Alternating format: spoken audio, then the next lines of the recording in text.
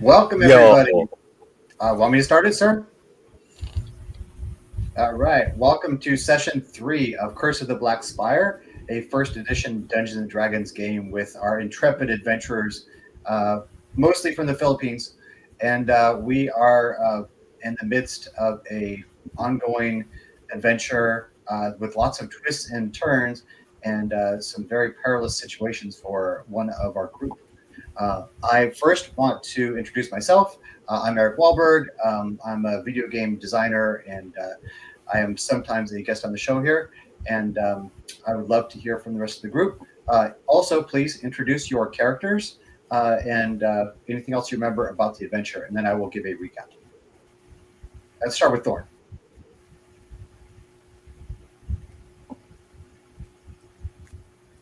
Thorn, JDM.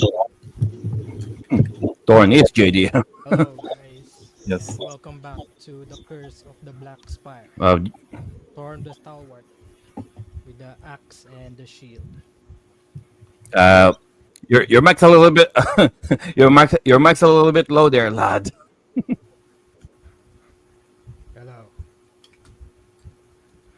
I think I need to adjust this one. Is it okay now? Try again. Test.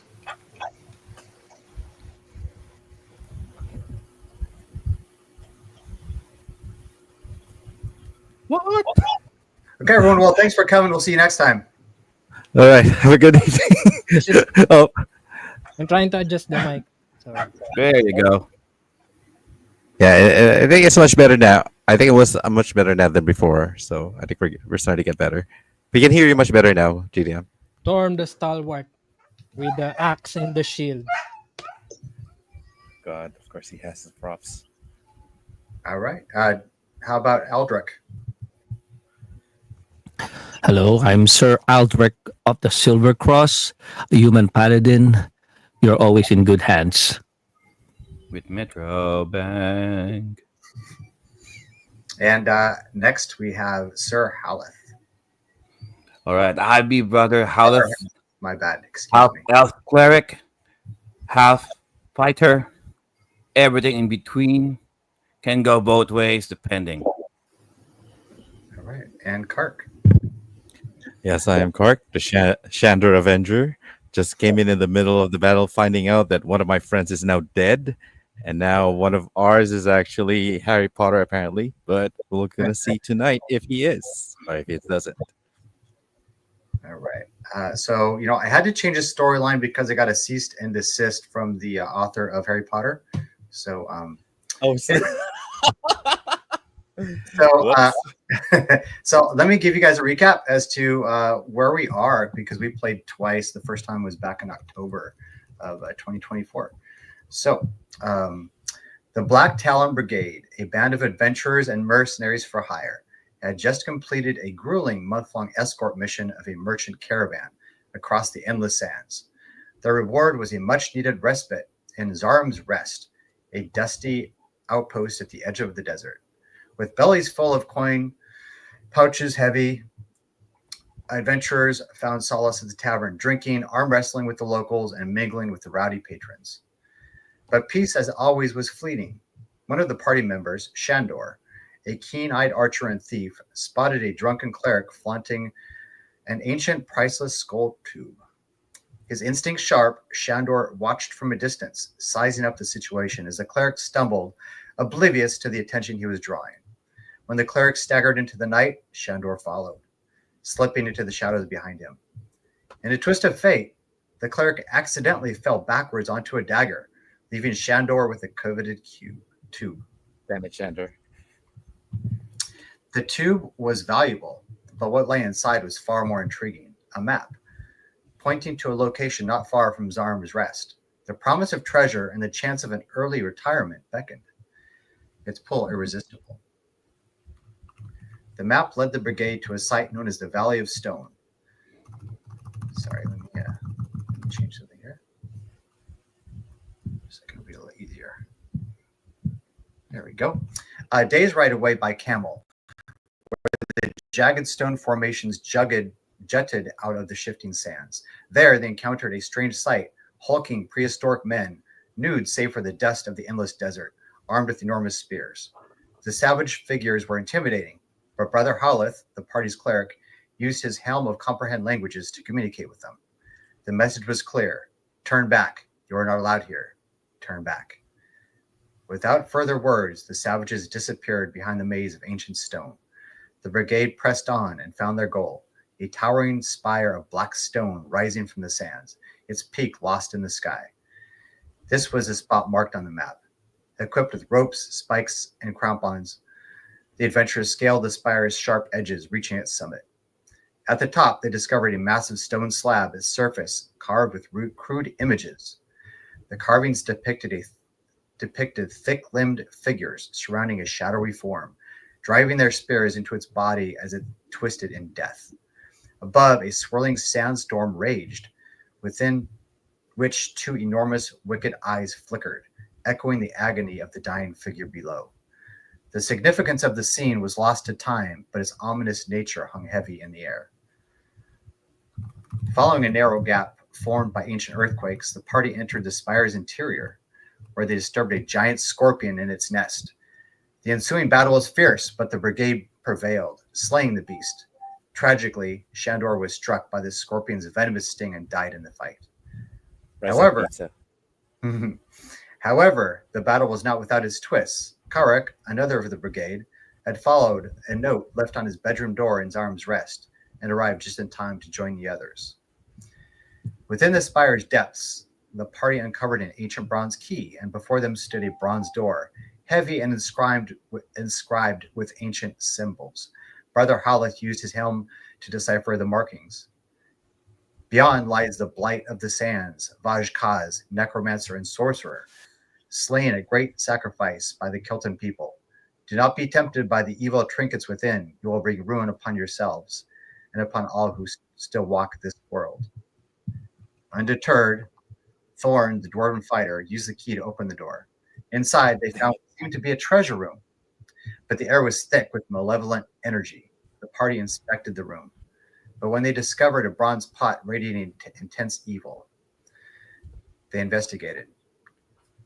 Thorn, meanwhile, was pulled into a magical stupor and unknowingly took an obsidian crown from the chest. At that moment, the crown and ashes in the pot swirled together, and the dark sorcerer Vaj-Kaz the Undying reappeared. The image from the tomb entrance had returned. Vaj-Kaz immediately connected with the party's magic user Roderick, as though he had been expecting him, and took control of his mind. The brigade fought back, but the necromancer was simply too powerful. The confines of the small chamber only worsened their situation, and the party realized they were no match for him. They fled down the spire, but as they reached the bottom, they were relieved to see no immediate danger from the Kelton. However, their camels had vanished, and a large group of the primitive Kelton then appeared near the spire, their faces twisted in fear and fury. Brother Howleth deciphered the words of one of the primitives. You have unleashed Vaj-Kaz, you have killed us all. The party was still at a disadvantage, but they had a very brief moment to regroup before the next threat came. Vaj-Kaz stepped onto the lip of the spire, casted a spell that turned the Kelton into black-eyed thralls, his mindless servants. Roderick, free of the necromancer's control, blasted Vaj-Kaz with a fireball, knocking him from sight. With that distraction, the party fled, the thralls in pursuit, and would have overwhelmed them had it not been for the heroics of Brother Howleth. Turning back, Howleth engaged the thralls, buying time for the others to escape. Sadly, as expected, Howleth disappeared into the horde of Kelton. The rest of the brigade fled into the desert, with the Kelton hot on their heels. The harsh sun and merciless sands preferable to facing the wrath of Vaj-Kaz and his thralls. After some time, the party came upon an unexpected sight, a man escorting a group of camels. It was the drunken cleric, the very one Shandor had slain with his dagger. The cleric was not there by happenstance. He was looking for them. That is the recap, and then it will bring us to the current moment. We are going to start with Brother Howleth. I know, of course, at the end of the last session, he was in a very specific situation, but we are going to take a couple steps back to how he got there. So I'll read a couple more things and then we'll actually start playing. In the shadow of Vajkaz the Undying, Brother Haleth knelt, his arms held by a half-dozen brutish Kelton warriors. They were monstrous figures, their strength overwhelming, and they pinned Haleth with such force he could not move. The air was thick with the stench of sand and death as the Keltons surrounded him, their black eyes hollow, their minds twisted by the necromancer's control. Before him, the sorcerer stood, his black and mummy-like skin contrasting against the white sands behind him.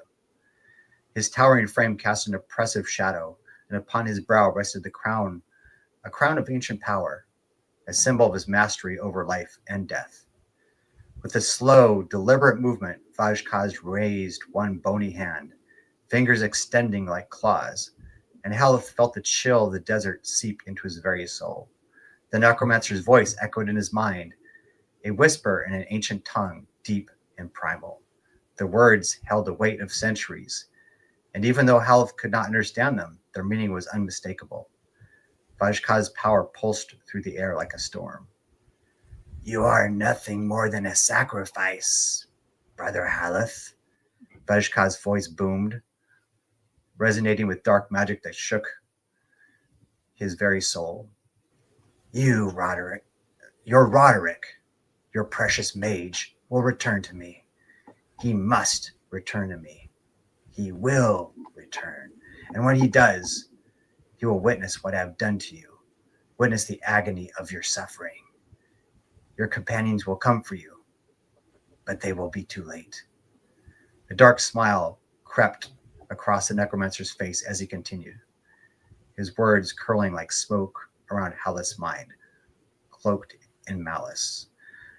Brother Haleth, I will allow you to roleplay if you wish to say something. Otherwise, he will continue. I would say there's an echo in here. No. We have a tech issue. Oh, that's a joke. I thought it was a tech issue. Very funny. Nah. I would say to this creature, you underestimate our party. you have no power here. I love the reference. Great words. Without pause, he replies, you are nothing more than a sacrifice, Brother Haleth. You will be beaten, broken, and buried alive. He purred, his voice carrying the full weight of his ancient unholy power. I will allow you this one mercy, Brother Haleth. A scout will go to them, a Kelton, swift and lithe. He will give them a chance to dig you up from the earth before your breath fails you. But they will arrive too late, and in your suffocating death, my victory will be complete. Vajkaz leaned forward, his eyes glowing with an unnatural light. His expression was cold, calculating, as if he had been foreseeing this moment. Do not fret, though, dear Brother Haleth. Your death, your sacrifice, will be of great service to me. It will bring them back. It will bring Roderick back. With that, the sorcerer waved his hand dismissively, and the brutish Kelton tightened their grip on Haleth's arms. Vajka's voice, deep and ominous, resonated one final time in Haleth's mind. Fear not. Your suffering will make the return of Roderick inevitable. You will serve me well. And with that, the beatings start, and you feel these heavy pummeling blows upon you. You are, for the most part, unable to do much. Tell me if you have any ideas or at least want to say or do something. All right. Well, I've been in dire straits before. If a big boulder is not enough to keep a freaking dwarf down for too long, surely I can handle this. Everybody quietly staring at the dwarf. And so you are thinking this, or do you somehow say it out loud? I'm taking this. Okay, cool. So you steel yourself. You take all your inner fortitude and prepare for what is to come. And you do a quite noble job of it. You take those blows, crushing upon the sides of your head, your back, your liver, until you fall completely unconscious. Oh. Bleh. Okay. Chandra had it worse. He can keep going. Okay. You awaken with a bitter taste of sand in your mouth, a coarse grit that clings to your lips and teeth. Your head aches, your body bruised and broken. But it is the weight, the crushing weight, that truly tells you something is wrong. You are bound tightly in cloth, your limbs wrapped, your body pressed into the earth, your breath comes shallow, labored. The heat of the desert suffocates you as the sands seem to reach out, pulling you into its depths. You can feel it, the coldness of death creeping ever closer, but it is not death you face. No, this is something worse, the weight of the grave. Because you are still alive, trapped, buried alive. Panic surges within you as the air becomes thinner. Your breath becomes ragged and there is no escape. The earth above you seems to press harder as if it has claimed you already. And it is your chance to do something. I'm done reading stuff to you. Right. Welcome, All right. Mark. Am I inside a like a wooden confine, or it's just earth? Is it just dirt and earth around me? It's just dirt and earth. You are wrapped somewhat akin to a mummy. Not quite as extensive, but very tightly bound. Very tightly bound. Okay. Hmm. And by the way, you have 5 hit points left. 5 hit points left. Right. And they scrapped me everything of everything I owned. Your armor is gone. Your helmet is oddly still on you, which is strange because they took it off when they beat you, but for some reason it is on. But other than that, you feel like you are mostly wearing your skivvies, and perhaps some jewelry. Right. So how exactly am I bound? Like to my chest or? Your arms are pressed to your sides, so the palms of your hands are on your side of your thighs. Inside of my thighs. On the side of your thighs? On the side of my thighs. There you go. Had to be very specific about that. Okay. So I'm bound, arms tied to my sides, but I still have my armor on. Yes.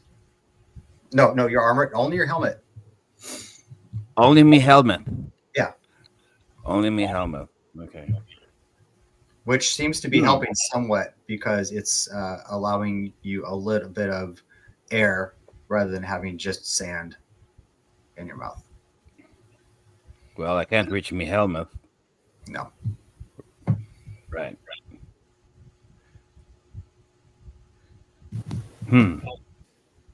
Gotta think. Nothing else on me except me helmet. I'm tightly gagged and bound at this point. Some obvious paths to you would be to either try and wriggle free or force yourself free, just maybe through adrenaline and willpower to try and at least loosen these bindings so that you can do something more active. Right. Sheer force of will. Sheer force of will. Sheer force of will. Adrenaline indeed is kicking in. I refuse to let it end this way. Not this way. All right. I'll try. I'll muster all my force to wiggle free. I believe I remember them beating me so hard that I think there was a sharp kink on the side of me helmet. If I can probably reach me helmet, I can probably use that and scratch off some of my bounds. I'll try to wriggle free as much as I can Okay. to free some So room.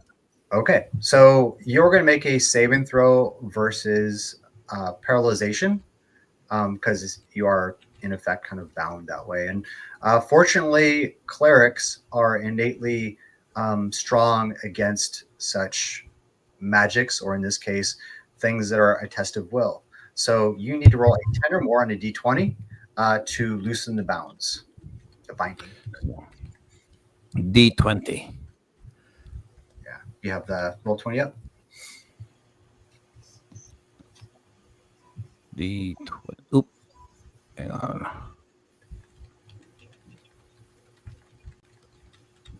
Oop.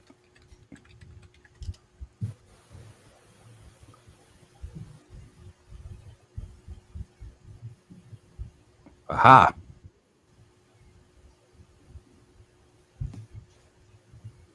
I rolled a 16. Excellent. You manage to both wriggle and force yourself so that you are still bound, but you now can free one of your arms to do whatever you like within the confines of the fact that you're buried in sand. What would you like Huzzah. All right. One of my hands are free. Okay. Still can't do anything much about that, so I'll try to shovel my way out of here. Okay. And that's going to be by taking off your helmet or using your hand. You use your helmet as some kind of scooping device or just dig upwards with your free arm. You know what? I'll try my helmet. Okay. So first, great, you had a successful roll. However, you are still buried in sand and you take 1 hit point of damage. So This is now 4, yes. And now you reach up, digging your hand forward and pull the helmet off. Very, very difficult to really maneuver it, but you do now have it, and so you can use it probably more effectively than you would just an arm. So you now start to use this as a way to kind of dig yourself upwards. So you're going to make another saving throw of the same kind, so a 10 or more on a d20. Pressing D20. Rolling.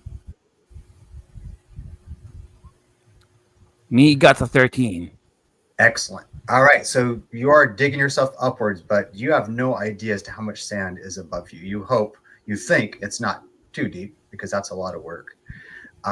And at the same time, you're still sucking in sand because there is no air for you anymore. So you take another hit point of damage. Would you like to continue digging? I'll continue digging, but at this time, if there's enough space within me, I'll use my helmet and I'll put my face inside that, so I can use it I'll use the air pocket to get some breathing room. Okay, I will allow that. So you put it on, and because you have some air, again, everything's sand, but you have some air in it. So that round, you will not take a hit point of damage. And so now you will have to dig, if you're going to dig, with your free hand instead.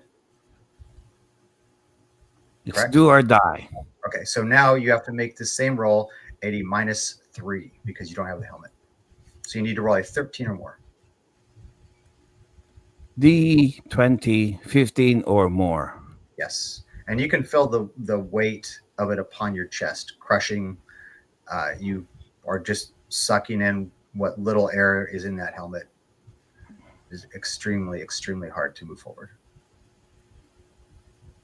Is this the end? Let's see. Me Again, got another 13. roll. Excellent. Excellent. With all of the grit that you have, you're Damn. throwing yourself forward. You do not take a hit point of damage. However, next round you will, because again, you're not wearing an air helmet. It just happened to have just a little bit, so it saved you 1 hit point. You can feel the sand getting a little bit looser. You can tell as you're digging forward with your hand that you're somewhere near the top. So you need to make 2 more rolls. If you make them, then you're out. If you don't make them, then this story will go a different direction. So 13 or more for your next roll.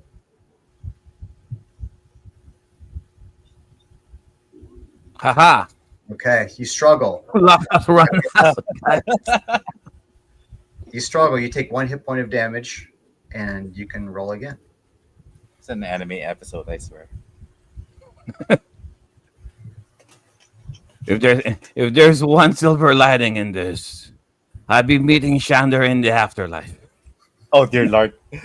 Please stay alive. Please stay alive. It's a 9. You take another hit point of damage. You're panicking now. Your chest is about to burst. You feel Please the stay grittiness alive. of the sand in your mouth, even in your throat.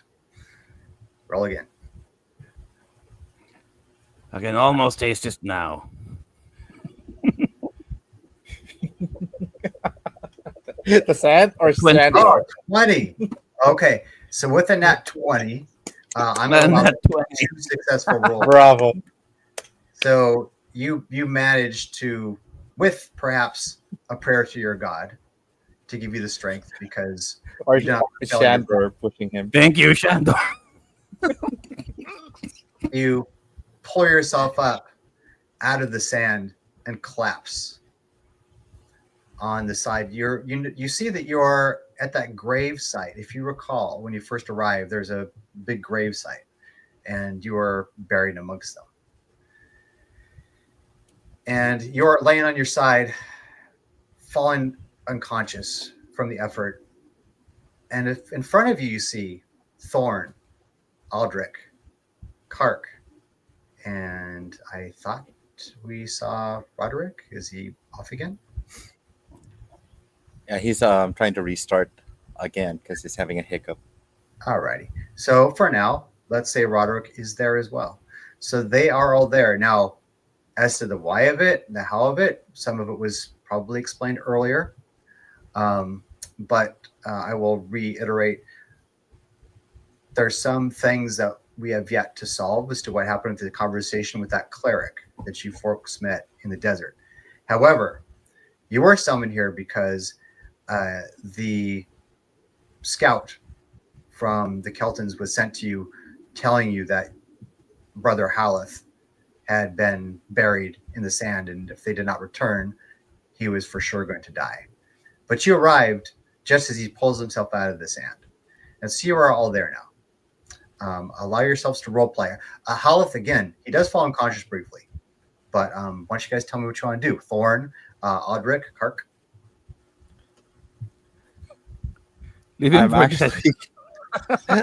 I'm actually in such disbelief because I didn't know that like he could make it. So I'm trying to carry him, but still like in disbelief that he just came out of the ground. Yes. He just lost another 10 gobloons. It seems both improbable and impossible, yet here he is, alive. Yes. And so you pick him up, and let me know what you folks would like to do. You are on the outskirts now of the Valley of Stone. You know that the Keltons are somewhere nearby. You assume that Vashkaz is somewhere nearby, but you are together. What do you wish to do? Okay. So, let me ask, how many hit points does Hallet have? I believe he has 2. What were you down to? Have 2. I Okay. think so. So, I will use my lay of hands on him. Okay. And in a divinals kind of way, like last time, or a more holy way? Do you guys know the reference? So that song is, never mind. So you use it. You guys complete over everybody's head because that's an 80s reference. So, Okay. Aldrich, you lay hands, and I believe you're a third level paladin, correct? I'm sorry. What's that? You're a third level paladin. Yes. So a third level paladin. I have Okay, 6 so- hit points for that one. Exactly. So you awaken Brother Howleth over the shoulder of Kark, the powerful fighter. And all right, he's back. Hello. And you have an extra 6 hit points. So now you're up to 8 hit points. And you do see off to the side the armor, the weapons, the pack, as if just tossed aside of Brother Howleth. So all of his gear is there. So I don't know what you heard or did not hear, Joel, because you were having to switch devices. But Brother Howleth managed to dig himself up thanks to a roll 20. And Impressive. Very good. and you have all arrived, and I briefly summarized that a Kelton scout had caught up to you and told you that Brother Howleth was buried, and the only chance for him to survive is for you to return. And so that is what you chose to do. And so you're all there. Kark has Brother Howleth over his shoulder. Aldrich used his paladin lay on hands, and both woke up and added some health to Brother Howleth. And you guys can Is he still in my arms, Brother Hallett? He wakes up over your shoulder, yes. Oh, perfect. Because I'm about to say something. I heard a whisper in the wind. It seems to be Shander. And he told me to say this to you. Not today. Game of Thrones, yes. All right. So also to mention to Joel, if he didn't catch, was that he was in the graveyard, which is where they buried him. And you are nearby the Valley of Stone, somewhere near the Kelton people, somewhere near Vashkaz, but you don't see any of them. And Howleth, did you want to say something? Let's say something.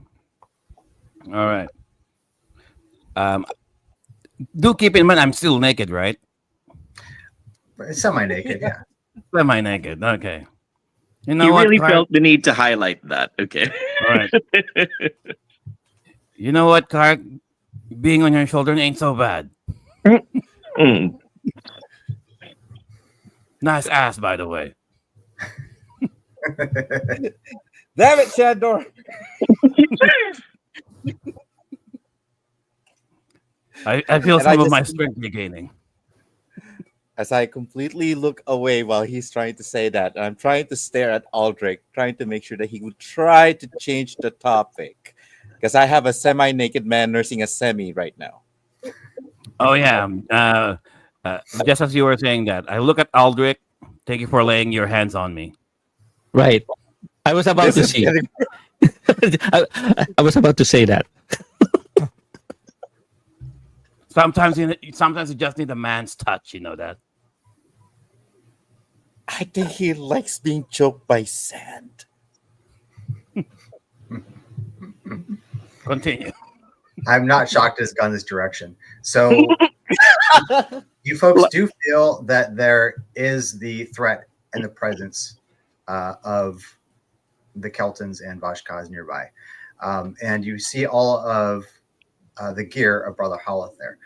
Strangely, and again, we are going to go back to that conversation with the cleric, but strangely, there are no camels. You guys have just arrived. And I can often explain it later. But so you don't have camels, but you do have Brother Howleth. You are near the Valley of Stone, and his equipment is there. What would you guys like to do? Wait, didn't our camels get slain by? I wasn't here for the update. But wasn't one of our camels slain earlier in the campaign? So you think the camels were killed when you had rested to recover your spells. The only thing left when you came out was some blood, and the camels were killed. So you assume they were killed. Now, when you guys had fled to the desert, you came upon the figure that was escorting some camels. Yes. And strangely, he killed 2 of them. Mm. And but there was still enough for all of you. Now, again, I don't have an explanation for you right now. There will be one, but for now, everyone needs to know that there are no camels, and you are there. You can still try and flee on foot. You can try and gather the gear. You can move forward if you wish to and press into the Valley of Stone to see, what would happen there. I Well, I would suggest we should regroup, plan our actions carefully. yeah, and get that chub of yours down a little bit. So yeah, it might be a good idea. We will change your name to Brother Half-Mast. Yes, please. Yes, I'm because pitching a tent right now. oh my goodness. Like I said, we hope for Lodos War. We always end up with Slayers. What can I say? Now we're actually in Dragon Pink, but Dungeons and Ding Dongs. Or so or Konosuba. Okay, fine. Let's continue. what would you guys like to do? I guess we're gonna have to camp out and follow what Brother Half-Mast. Yeah. Whatever he says. Yes. I okay. believe we should actually regroup. Keep in mind, I'm still on your shoulders, man. Yeah, I would I have know. expected. I would have expected that Kark would have dropped you the moment that he'd felt anything untoward. But I feel bad. That's all I have to say. I feel bad. all right. If I do anything more than that, I think some people might think that I'm a little bit too misjudgment. So all right, we stop let and me clear my regroup. own. That's a good idea. Yeah. Okay. let's regroup right now.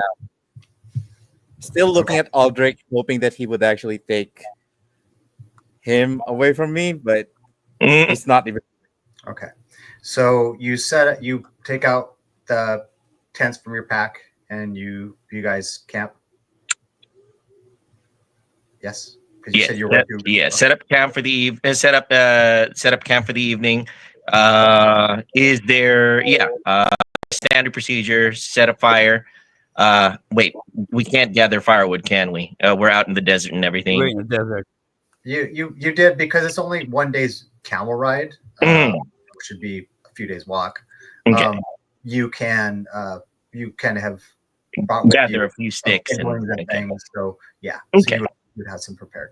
All right, so we have a few supplies. Set a fire, pitch the tents, break out the spell books to try to memorize again, and cook some grub. Sounds good. Okay. And Brother Hollis, you're going to put your gear back on. Yes. You'd better No. because we're not going to have you walking around half naked around the camp. Come on.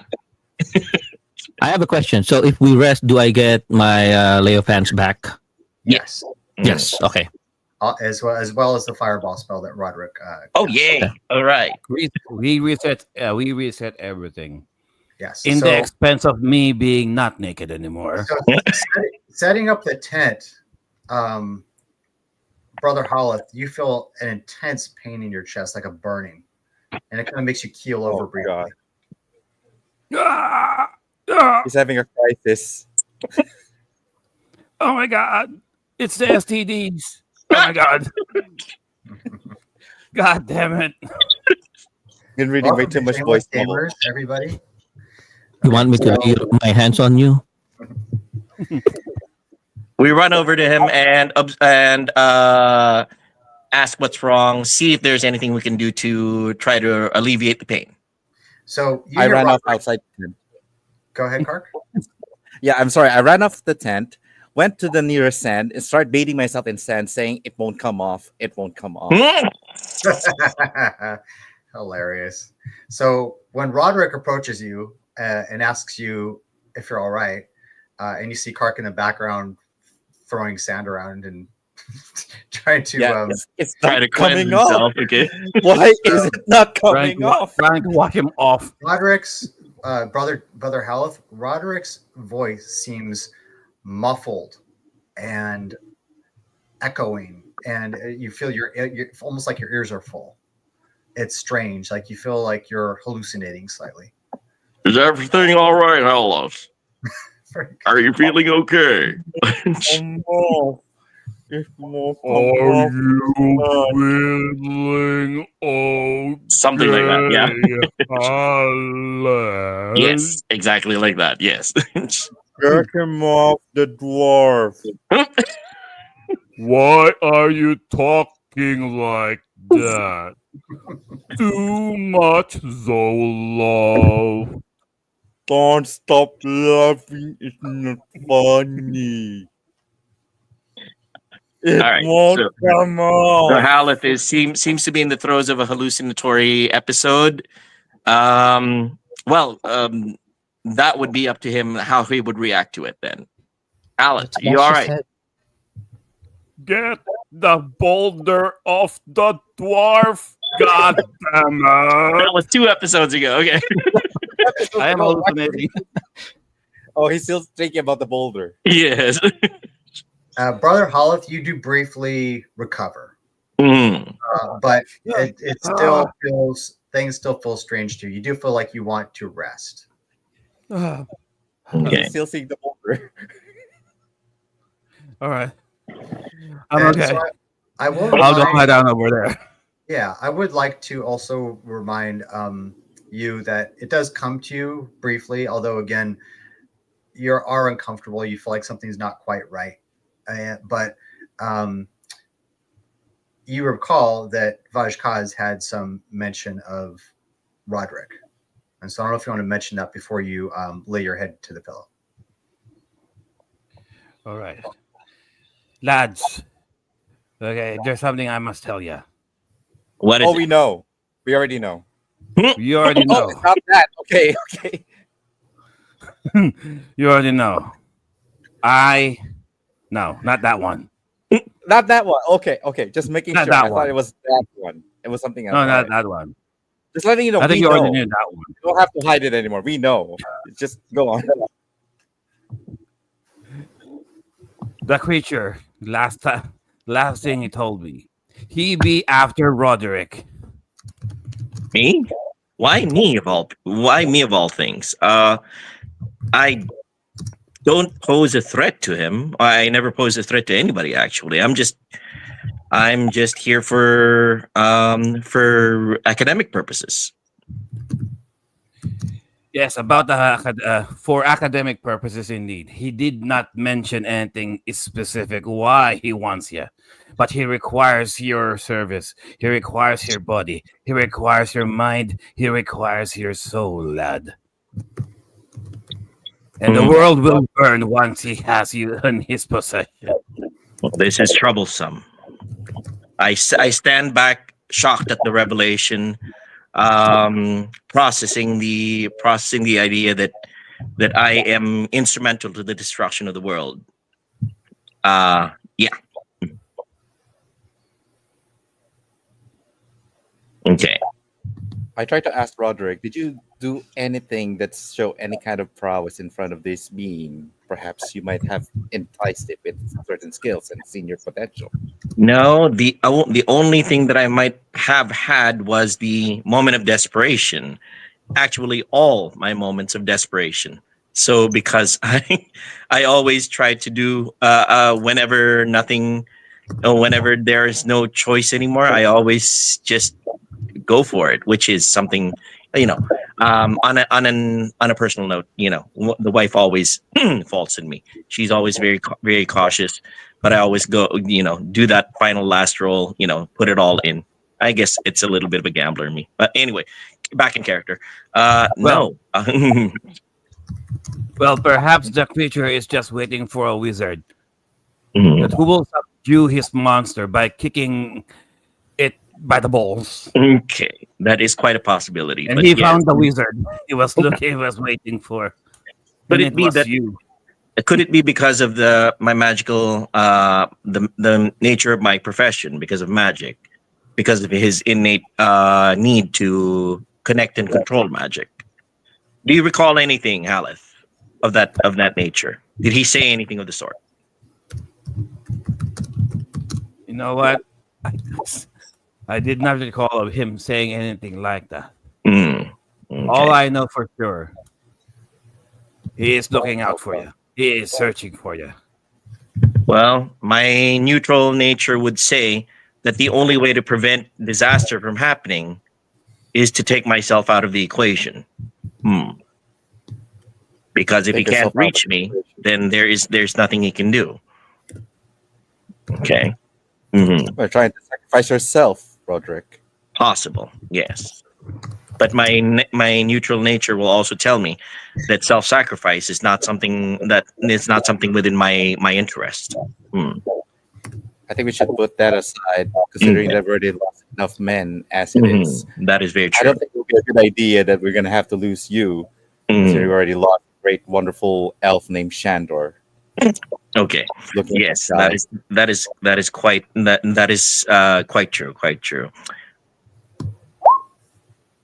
Angrily staring at the dwarf, thinking that he's the one who's responsible for it. I assume that some of you are going to set watch that evening. Well, the Alec definitely cannot because he's still recovering. So I Aldrich, can see where this is Aldrich and going. Thorn. I'll stay where the sands are, continuing to wash myself away as the scent of Brother Hallett is still within my arms, and it doesn't want to go away. It doesn't go away. So 3-hour watches, starting with possibly Aldrich, then Thorn, then Kark. You know what? You know what? First By, watch. by the way, by the way, our interactions went. I was surely thought that you will let Thorn be, you will let the dwarf be the watchman for the. Cool. I think I feel much safer outside the tent. Thank you very much. So All right. you wake. I assume that Joel's still here. He just had to turn off his monitor. In the middle of the night, Brother Hollith, you wake up briefly again, in pain, uncomfortable. You still feel that pain in your chest. But what distracts you is you roll over and you see Thorn at this moment is not on his watch. You see Thorn lying beside you, and there's a big boulder on top of him. There is a boulder on top of Thorn right now. It's because I secretly put Thorn next to Brother Hallett without him knowing. Like a teddy bear next to a kid. I'm right here. I'm just trying to recover the PC. Guys, continue because I can't do any rolls. Eric might have to do rolls for me if the opportunity arises. Okay, thank you very much. No worries, buddy. Okay. So, Joe, would you just want to try and go back to sleep, or did you just see basically the arms and legs of your dwarf under a boulder in the Cuddle the dwarf. Cuddle the dwarf. All right. Please stay away from me. Cuddle him. I'll try. Come on. I'm fairly certain that I'm having some sort of a on my twilight state here. I'll try to slowly approach the dwarf. Okay. Well, you guys are in one bed, right? So You come over to him. Again, you see a huge boulder on top of him, and he's lying. You only see his arms and legs sticking out. the boulder is still there. All right. Where the hell did that come from? I'll try to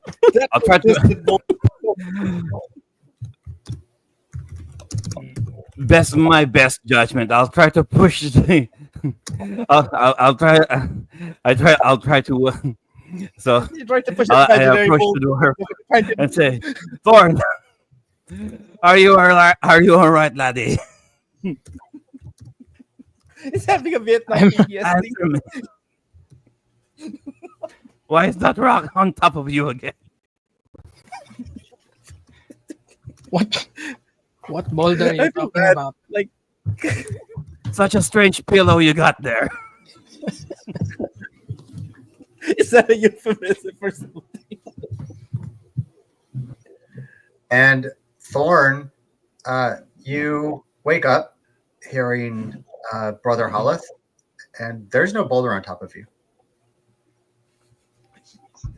What boulder are you talking about? There's no boulder in here. Yes, there is one. I'm hugging it right now. I'm trying to push it away from you. Can't you see? What are you doing Can't to you see me? me hugging this boulder? You're hugging the air.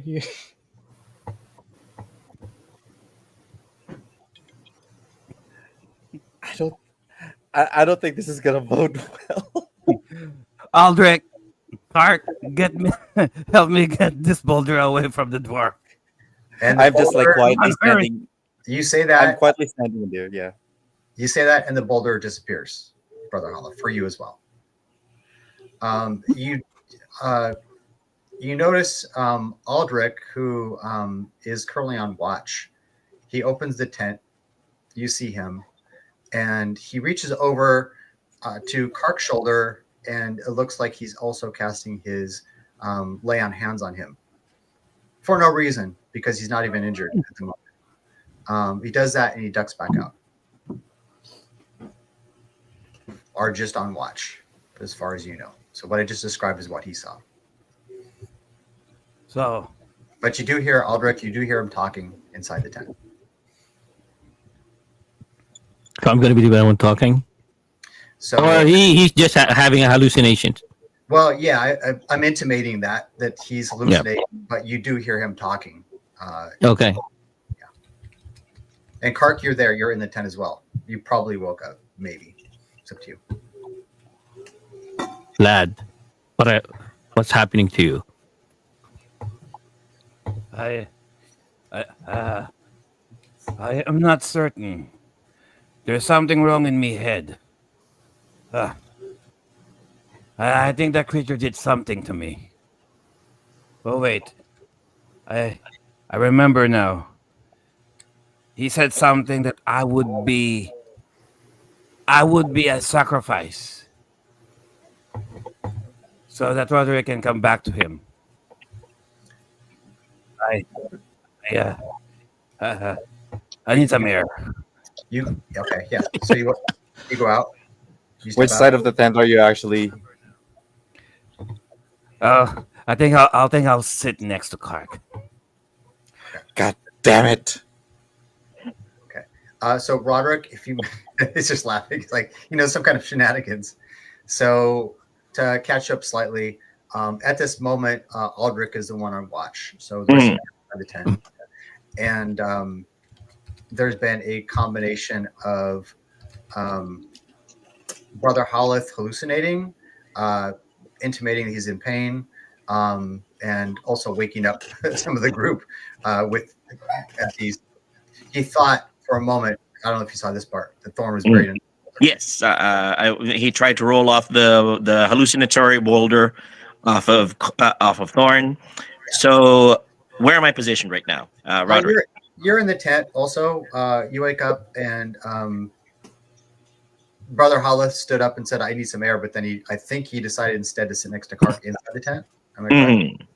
Okay.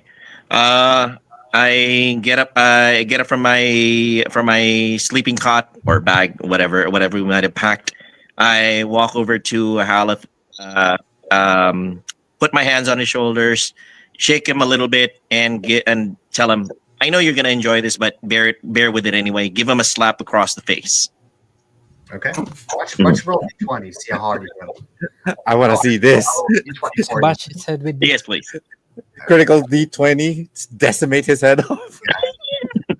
Yeah. If you roll 20, then you just kill him. Okay. Right. Oh my goodness. All right. So yeah, you give him a TV slap. Okay. You give him a bit of a slap, and Holth, you feel it, but it's numb. A strange thing I do want to mention to you is that although you just did feel Roderick walk up and slap you, you feel numb, almost as if you just saw it but didn't really feel it. And at the same time, your head is just pounding, your chest kind of, again, you feel this pressure. You're feeling very uncomfortable. You do feel like you feel like you need some air.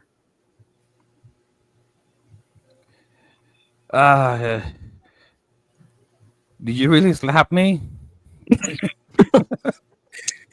Do It it sounds again. like- Maybe he's not sure. Yeah, sounds like you're having some Alright. kind of out of body experience, Haleth.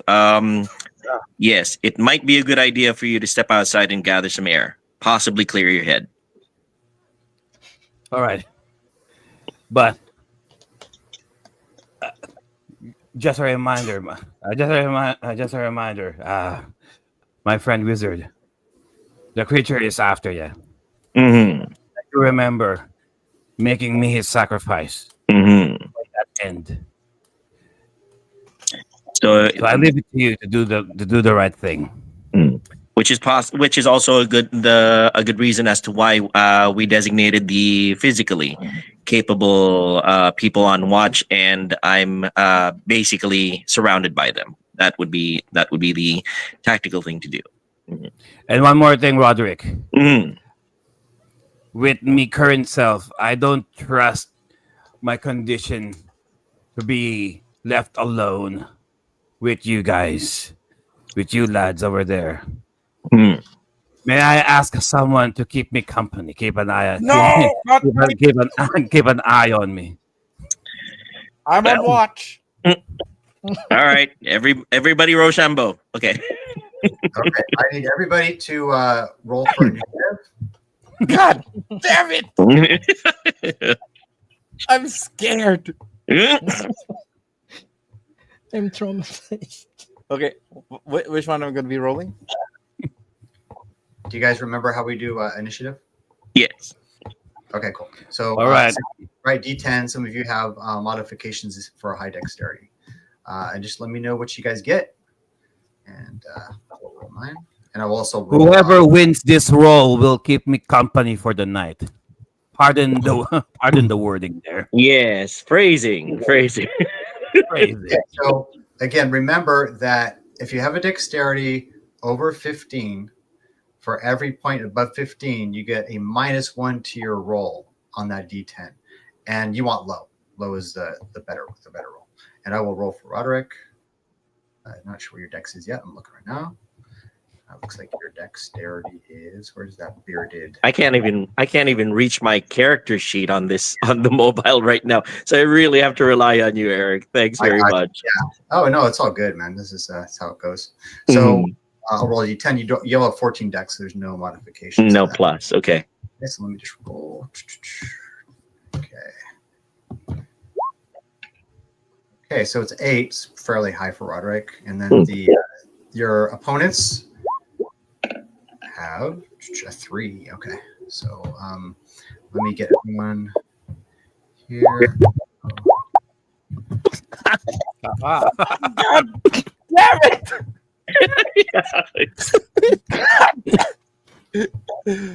I know this is not going to bode well. Okay, tell me what everyone else has. The other book. So, Hollis, what do you have? Brother Hollis, what is your initiative? My initiative would be initiative. Let's see. So, did you roll? Did you roll D10? Oh, apologies. Yeah, roll D10. 7. There we go. Okay, cool. All right, so 7. Hollis. I think I got a 10. 10 is 10's bad. Okay, you guys look at your dexterity modifications. I don't know if any of you folks had it. Most of the dexterity people on around. Okay, so then we have 2 more at 2. Okay, and JDM. Okay, 2 and 6. Okay, 6. I would gladly lay my hands on you again.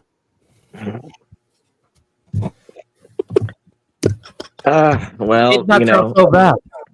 Okay, so you folks, as you're having this discussion, you hear a sudden shuffling outside, the moving of sand on a fairly large scale. There's definitely something outside, but it is quiet aside from that.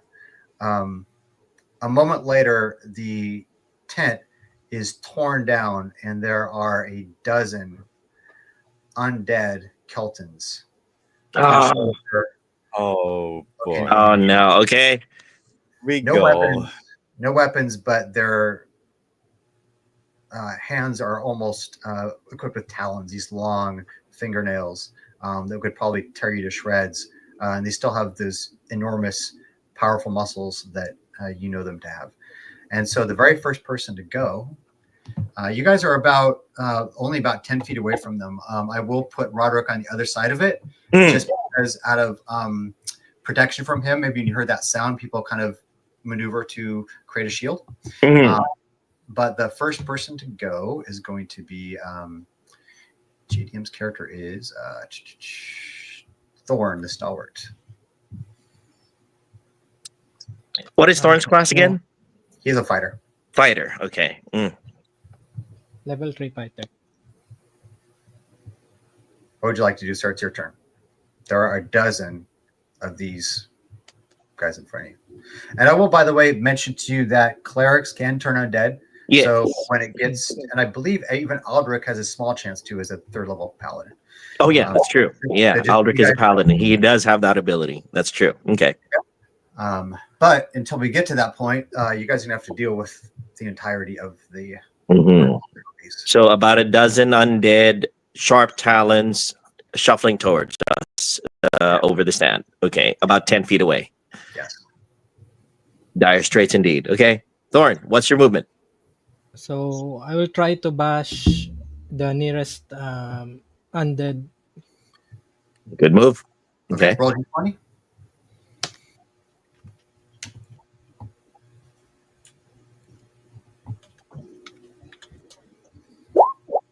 Ooh, Yes, I'm getting the 15. good rolls now. You absolutely hit him. Go ahead and roll your damage on your character sheet in front of me, but it's a d8 plus something for your axe. Let's see here. If you don't have it in front of you, let me find it for you. You roll. There you are. You're going to be rolling a d8 plus 2.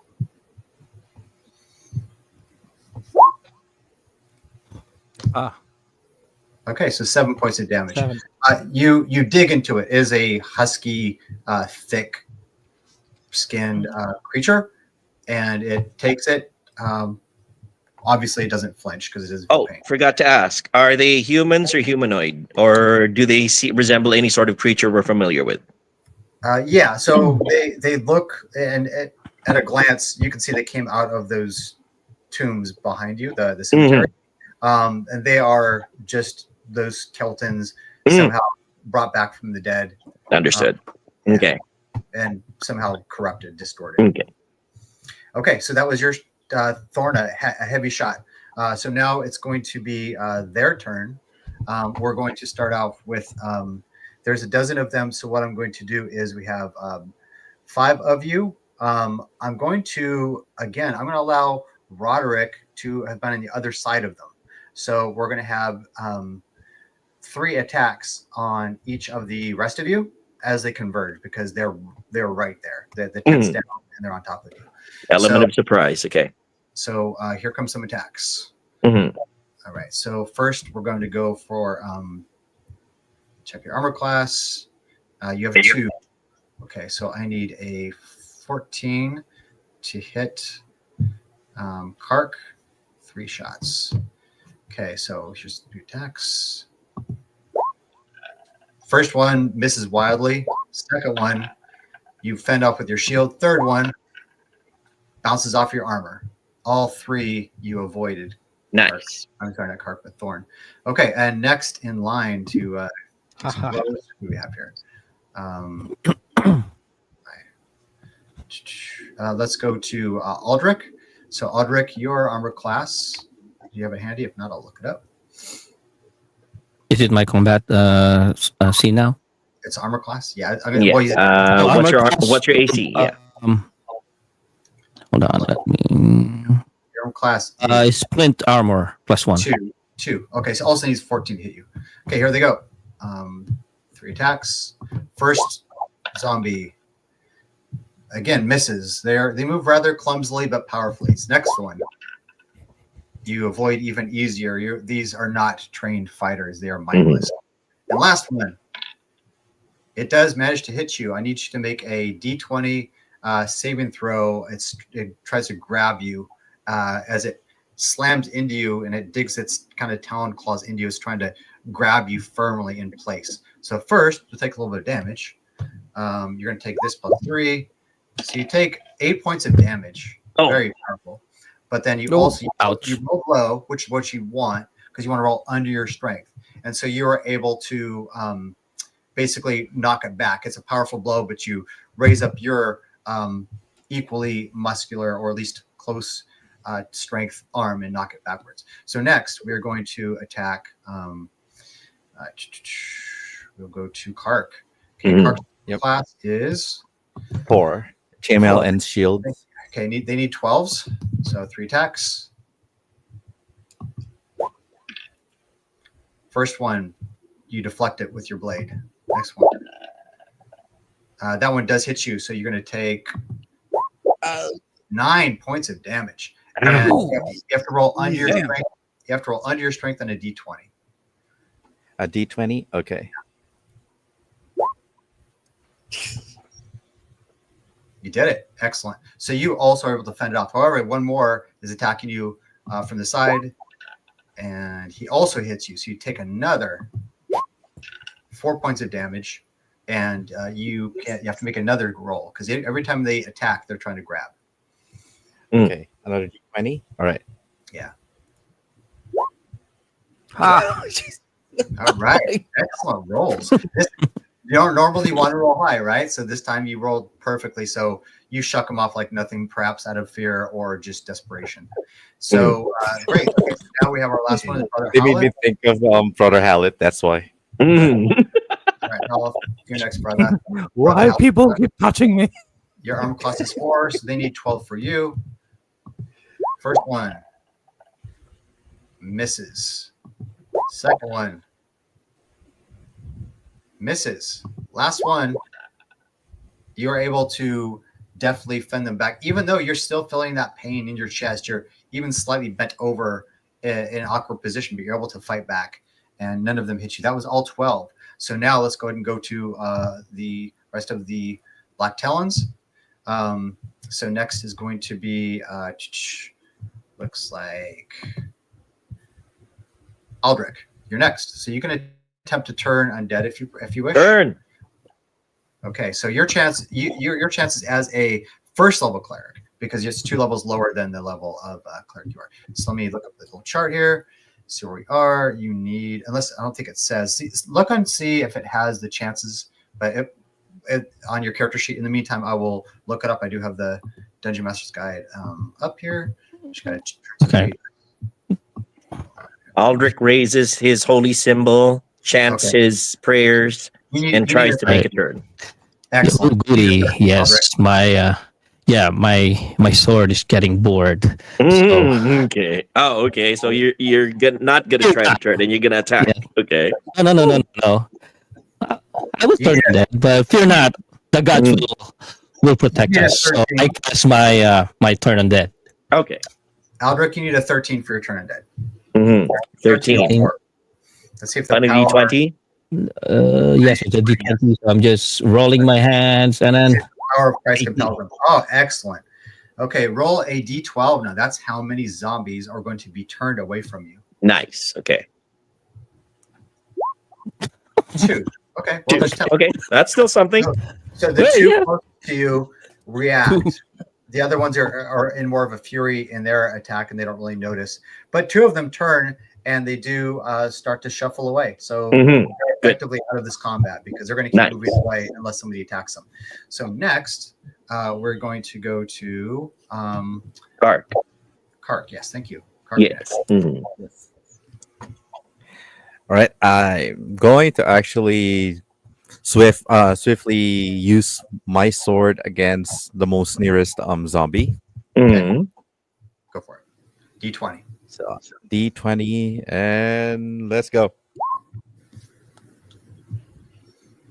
7. Let's see. With your strength, you just hit with your strength. You hit. Yes. to roll your damage. I believe you have the electric sword, right? So it does some extra damage. Yes.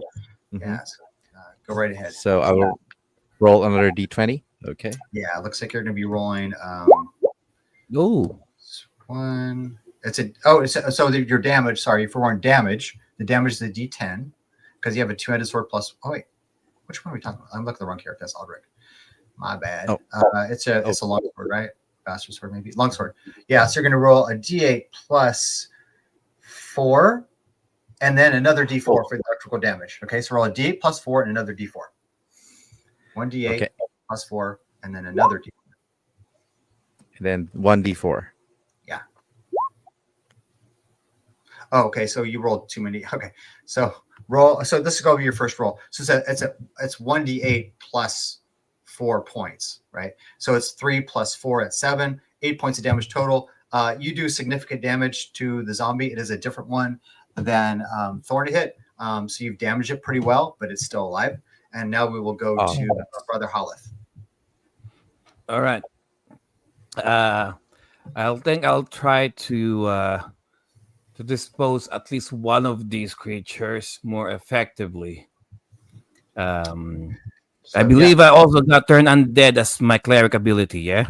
You do, yeah. And I know you're a multi-class. So what level cleric are you? Level 2.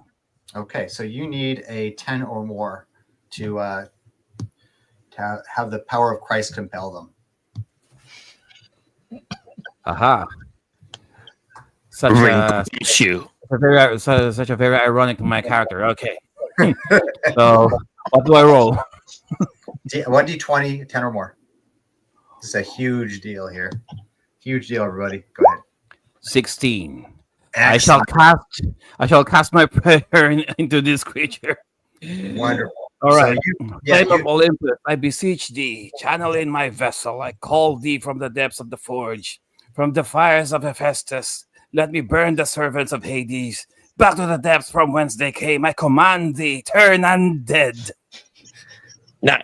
You sounded like a TV evangelist. and you've turned undead before in previous adventures. You've encountered some undead, but strangely, the ones that are affected by it burst into flames. Why don't you roll d12 to see how many of them? There's 10 left that will flee. Roll 1d12. All of us. Just you. No, just you. Roll d12, Hallet. This is your ability, yes. Why does my turn undead to shoo them away? Mhm. Got 10. 10.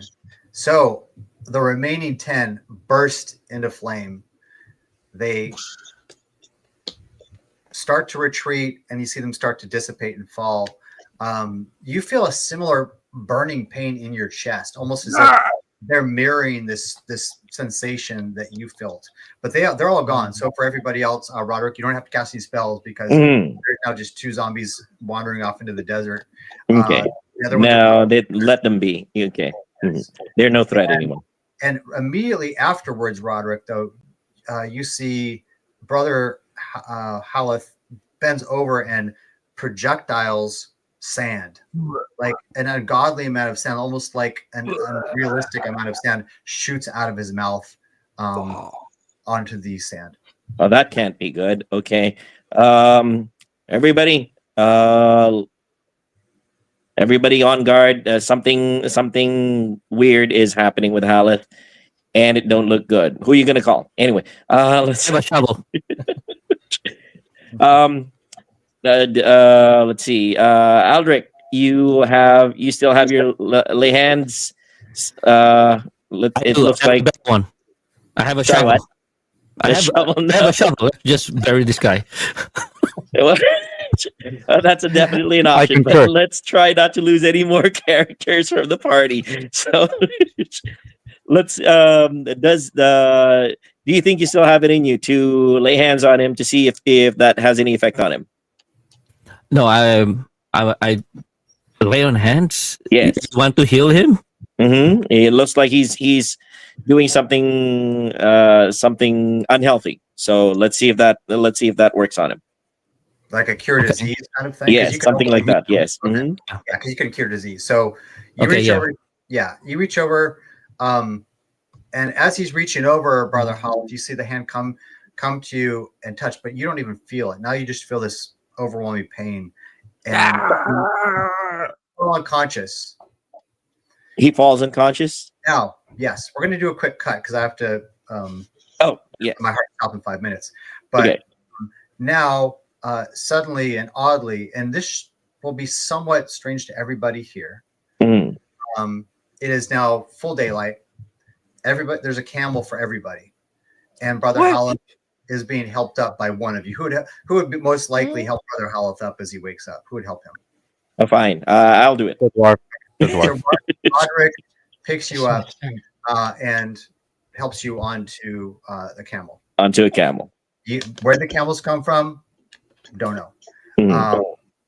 You then hear the clamoring of the Keltons coming from the Valley of Stones. Obviously, they're coming for you. So everybody's going to start taking off on their camels, I assume. Or do you want to? Yes. Everybody, let's skedaddle. So Let's as you shoot. go, you notice all of your companions, Brother Holith, they start to distort as they're moving. Their faces contort and the strange. You see the eyes bulge, and then you see Thorn has a boulder on top of the back of his camel, and nothing seems right. And you're in pain. And you are in pain. You feel you're gasping for air. Okay, and you fall off of the camel.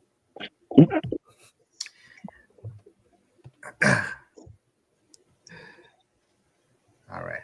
I swear that boulder is haunted. It has its own soul. Cowards. Okay. Now let me read something to you. The world tilts and you fall, tumbling from a camel into the endless sands. The wind howls around you and the earth rushes up with terrible speed. You scream, but the sound is swallowed by the desert's vast emptiness. Then the fall ends. The sand is a crushing weight, smothering you. Panic surges as the darkness closes in. You gasp, but the air is thick with dust. Bound, helpless, you can barely move. A laugh echoes through the darkness, cold, mocking, infinite. Brother Haleth, valiant cleric of the Black Talons, is buried alive. Now he is dead. No. I mean, yeah. Guys, I have a shovel. We could have done this easily. So to be clear, this entire session was aside from the very beginning, Mhm. was a dream. Brother Haleth Okay. was hallucinating Mhm. while stuck in the sand. Okay. Mhm. Oxygen deprived hallucination. Yes. Mhm. Okay. Ah. All Okay, right. yeah, that's nice. That's nice. We just lost another one. Twist. It's a good twist. Yes, that was a good I twist. love it. It's a I good- like it, I, actually. I like this one. I like this one. Thank you. Yeah. Yes, that was a really good Like one. Yeah. it's like a M Night Shyamalan twist. No, that's true. That's true. I knew Something I was off get with the there. camel thing. Yeah. Oh man, we just lost another one. Okay. And Mhm. I thought this was also a great way for So hang on. So that means all of the fortunate D rolls by Sir JDM have nothing but Yes, they were all because you were dreaming it. Okay. because in reality, if you're bound, buried in the sand, you're not getting out. Yeah. That's true. That's true. Bash Okay. it in the Sorry. sand. We're not even there in the first place. We're not even there. You were never there. Yeah. So everybody was basically NPC Yep. characters in in his your dream. head. We're Okay. still running away. We're still running away. Yes. But this allowed everybody to have one more dramatic and important interaction with Brother Hollis, who valiantly sacrificed himself. Like the last adventure would have gone different if he had not done that. So I think he does need to be immortalized and appreciated for all of his semi-erect valiant. experts.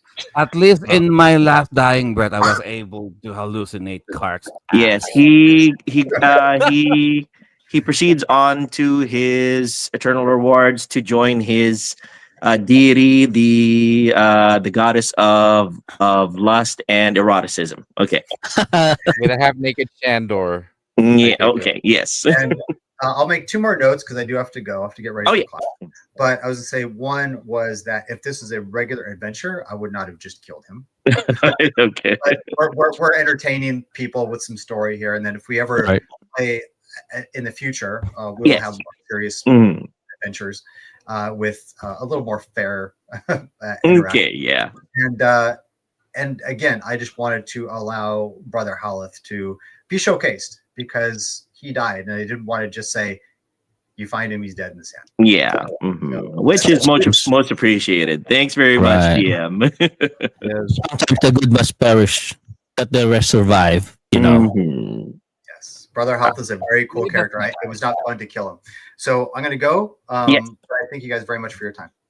And thank Thank you, you, Dungeon Master Eric, for having taken care of us and accommodating even with the technical difficulties. Thanks so much. Yes. No worries, my friends. You're Take care, amazing. guys. Take care. Take it Bye. easy. All right, and Joe, wrap it up. This was our third session of D&D. Actually, that, So that making, this a, is really so nice. making a pinpoint on that one. So Mm. up to Yeah. speed. Okay, up to speed. This whole chapter was nothing but an oxygen-deprived hallucination coming from Haleth as he was Yeah. buried alive in his But- dying moments. But there's a That chance we means- can still resurrect him. D&D allows for resurrections. Wait, it does? It depends. It depends. I'm looking at Yeah. Shandor right now. No, need no, to no, take no, it no, no, no more Brother Hallet. Oh no. Yeah.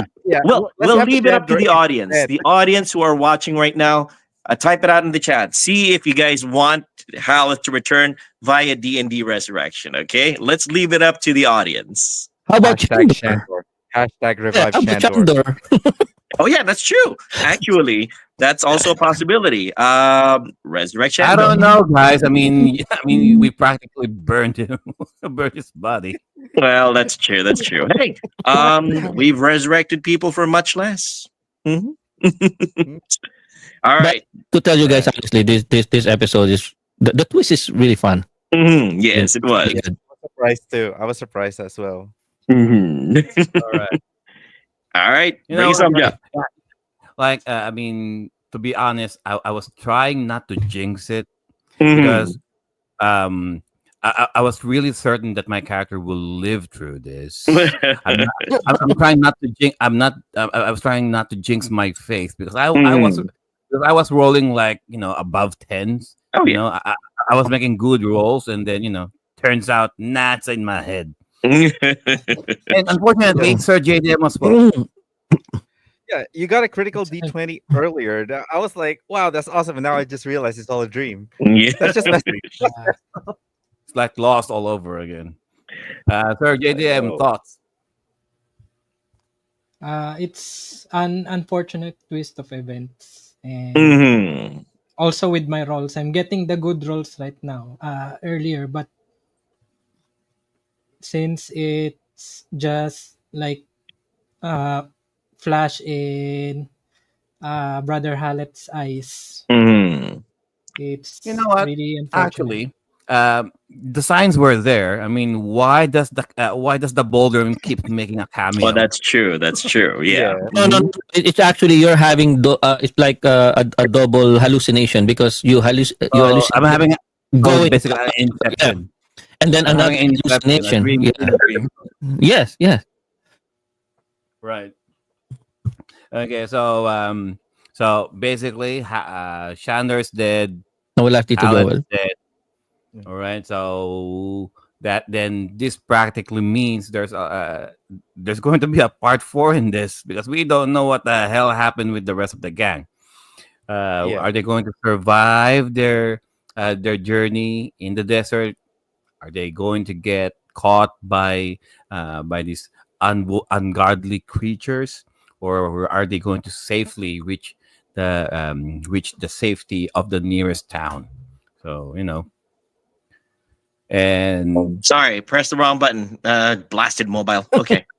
so we will just have to wait for a part 4 perhaps, and see what happens in the next episode of Dragon Ball Z. Hmm. Ding, All right. ding, ding. We'll call it early for tonight. Apologies to everyone. We started a little bit late, but technical difficulties and all that. Yes. And that is all I me. I apologize to the audience. It was completely all my fault. I'm very sorry. We'll do our very best to make it up to you guys next time. Okay. You know what? We'll use this extra time. We still got we still got a good 25 minutes to go. Or we'll just use this. Just we'll do some gaming news.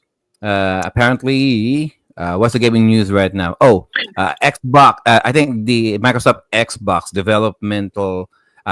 developers direct Mhm. just dropped a few days ago, Yes. and we got a few. They announced 4 games in there: Expedition 33, Southern of Midnight, Doom, Mhm. and what's the other one? Oh, Ninja Gaiden 4. Ninja Gaiden. Yes. Mhm. Yep. Ninja Gaiden Ninja 4. Gaiden. Yes. I mean, I heard it's you not again. it's not my forte because it's run and jump, and my reflexes aren't as good anymore.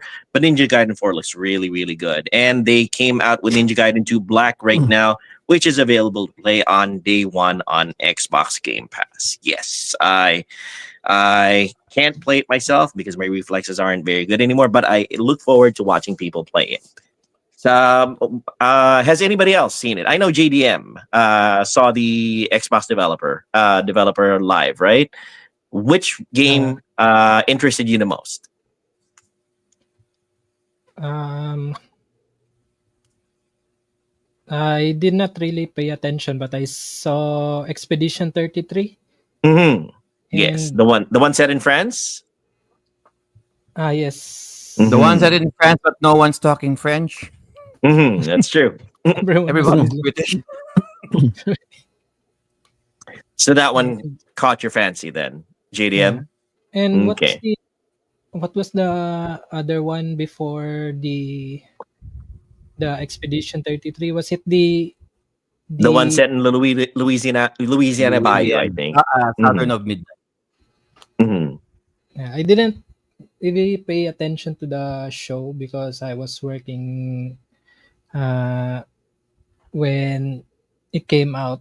Mhm. But the only one that I'm interested in was the Expedition 33, which is a turn-based RPG game. Yeah, true. I have to admit, of all the games that I saw, that one looked really interesting to me as well. The storyline looks interesting. The setting looks interesting. The visuals are very appealing. So yeah, of all the games that got shown, I think that one might be the runaway hit of the developers conference or the developer showcase. Yes. Mhm. How about you you, guys? Jeremy? I think Jomar might not have had the chance to see it yet. No, Mhm. but I did see Doom. Mm. Mm, It looks interesting, but you know, still wishy-washy on it. Mhm. Not Okay. really an Xbox Yeah. guy. Yeah, but it's definitely something big for fans of the classic series of Doom. Anybody who's ever played first person shooters is always looking forward to the next iteration of Doom. The only thing that I might want to ask for possibly in the near future is a new version of Quake, but I'm not sure if that's coming out anytime in the future anymore. Mhm. Of course, the Wolfenstein series are always good. How about you, Joe? I know you kind of gravitated towards the Expedition 33 one. What do you think about it? Well, Expedition 33. Well, it's turn based. You know, I mean, um, according to the developers, they're uh, the way they describe the synopsis of the story seems interesting enough. Of course, it's the the turn based combat indeed was a selling point for me. And then I saw how they're going to how they're going to use their very comprehensive Yeah, skill tree. that So was that was pretty interesting. Yes. Mhm. that's pretty interesting as well. So very customizable for each character, I guess. Mhm. And um, another one would be Southern of Midnight. Mhm. It, the way what I took from that is that I think they're going to explore a little bit the folklore of the southern states, Yeah. their creatures, their mythological creatures. Um, Apparently they are using stop motion animation on this, which is a little bit odd. I mean, not really. No, not odd. Saying it's odd is wrong. Um, Well, it's unique. it's an interesting take because how we how we process everything now in 120 FPS, and then suddenly you're going with stop motion. So True. yeah. So some people might say, well, why are you doing why are you doing stop motion? It kind of makes your game look cheap, and there I'd say it's an animation style for those Mhm. uncultured gamers. Okay, it's an animation style. Okay, just because uh, the characters are not moving fluidly in 120 FPS doesn't necessarily make it a bad game, you Mhm. idiots. Mm-mm. um, Ninja Gaiden 4. Um, they're introducing a new character in this, Yes. and it's quite fast, really, like too fast. And Platinum I think games, baby. right. And I'm like, sure. If for those people who are clamoring for for a new Ninja Gaiden game, or at least like a hack and slash game, it's very violent, really. All it's very bloody and gory. I'm not sure if they're going to release the Censor. game like that, or at least or if there's an option, uh, like censor a little bit the blood and gore.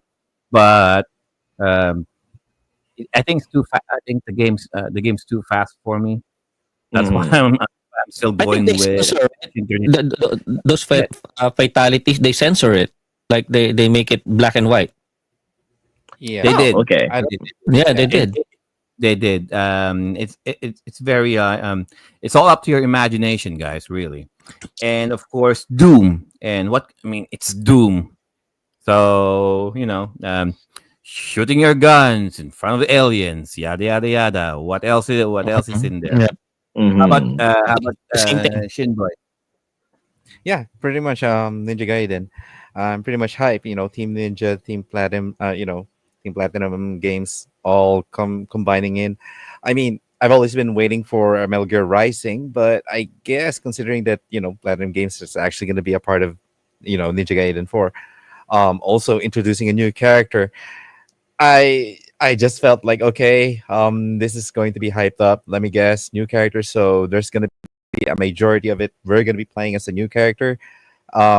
I don't think that's Hayato from Dead or Alive. No, I don't think that's him. It's definitely No, somebody. it's a brand new character, I Yeah, think. it's Yeah. a brand new character, and then like the fact that he said like I'm coming in. It's like I'm in and whatever. I'm just like, oh great. So is there infiltration coming in this game, or is it just a pure hack and slash? But one way or another, just seeing the trailer and seeing how the fighting scenes happen and how everything unfolds, I was having a bit of a feeling of like Ninja Gaiden slash Shinobi slash Metal Gear Rising all happening all at the same time, and with the stylish killer moves like the violent thing that everybody's talking about.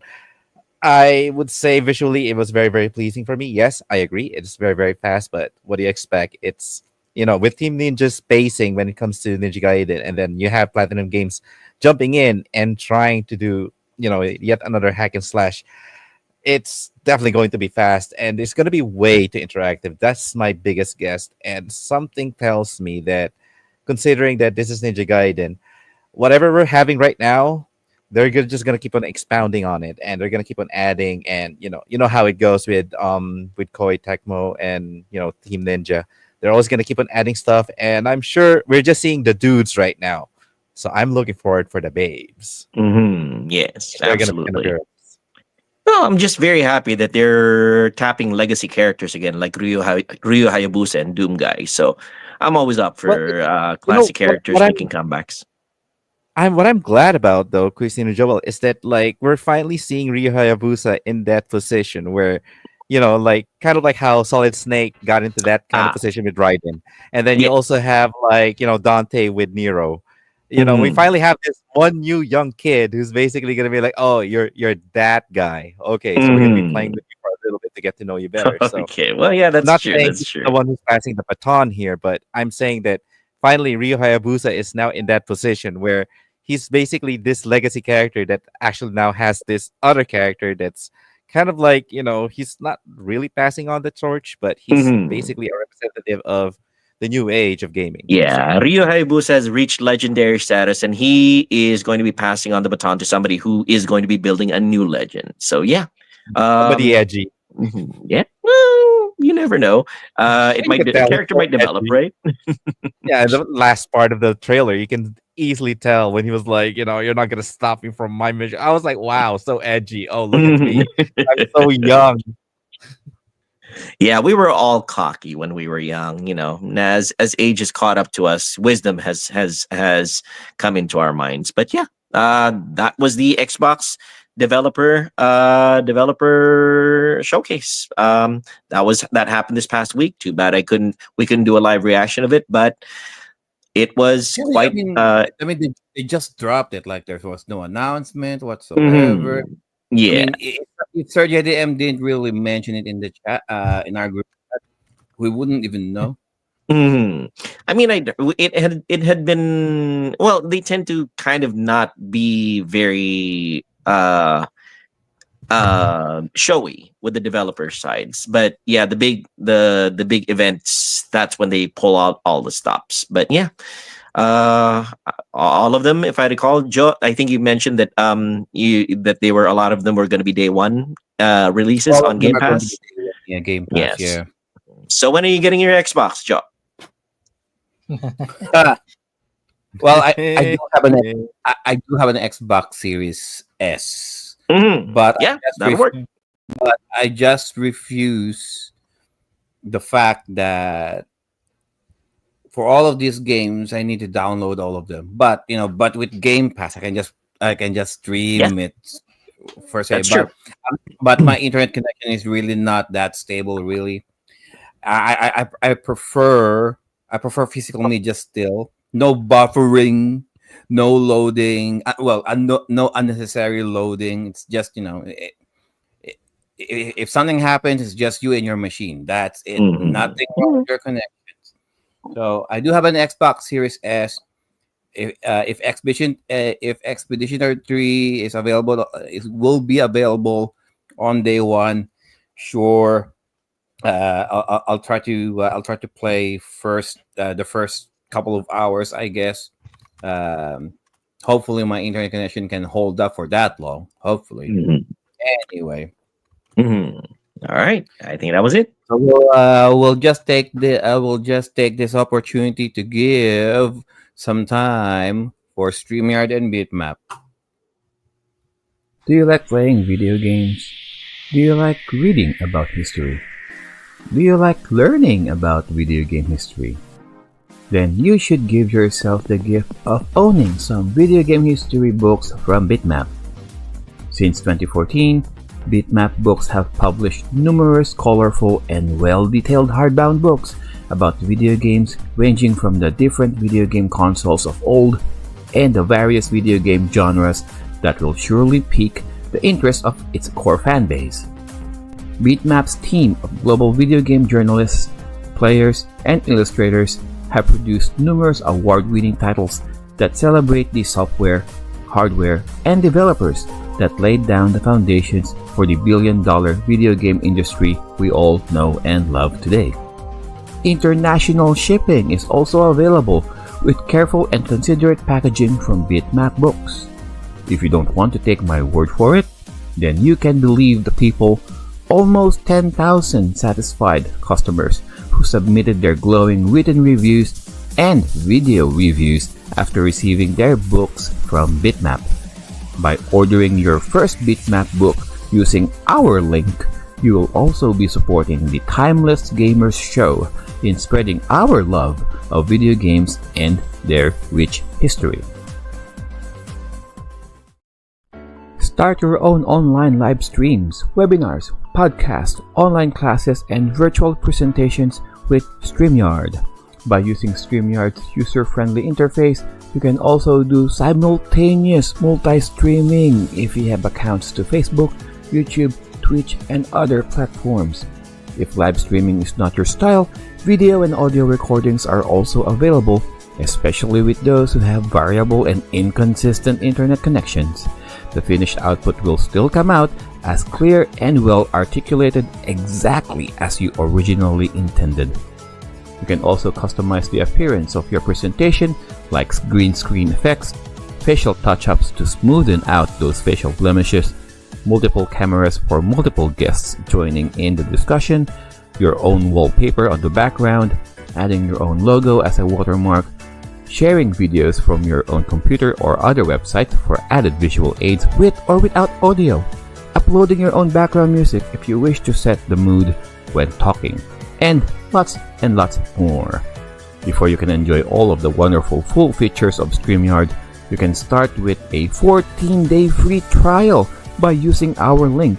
Not only that you are supporting the Timeless Gamer Show, but you can see it for yourself how easy it is using StreamYard. All right, we will just do our shameless plugging. Let's start with Sir JDM. Where can they find you? As usual, 123 Go Retro on Facebook, Twitch, and YouTube for all your retro game needs. And I'm not streaming right now. I'm on hiatus, but I'll still be uploading some gaming content soon. And also, don't forget to follow my other page, my music and entertainment page, the One Man Band. All right, thank you for that, Sir JDM. And how about Sir Jomar? Yes, so Joe Marot, I'm not streaming right now, but you can check out Shuffle Emporium. We have toys for you. We have trading card games like Pokemon, Magic the Gathering, and some other TCG. So check us out. We have a website. It's not yet complete, but we do have a website, and you can contact us to our social media pages. Oh, All right. we have two branches right now. We have in the one in Manila in Philippines, and we have here in Chicago. So, thank you. All right, thank you for that, Sir Jomar of Shuffle Emporium. Check out their website, shuffleemporium.com. Sir Joel.